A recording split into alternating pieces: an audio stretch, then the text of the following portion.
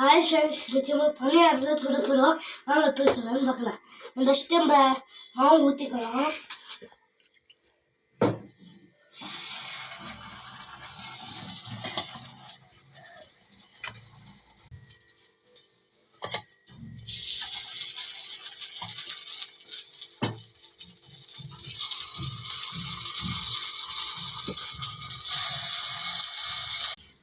மூடி வச்சுருவோம். அது வந்து இப்போ திருப்பி போடுவோம்.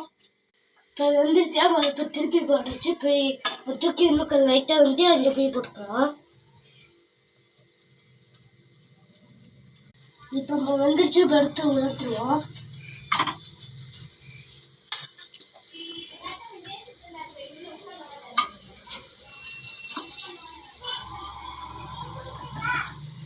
துணி பார்ப்போம். நல்லா இருக்கா நல்லா இருக்கு.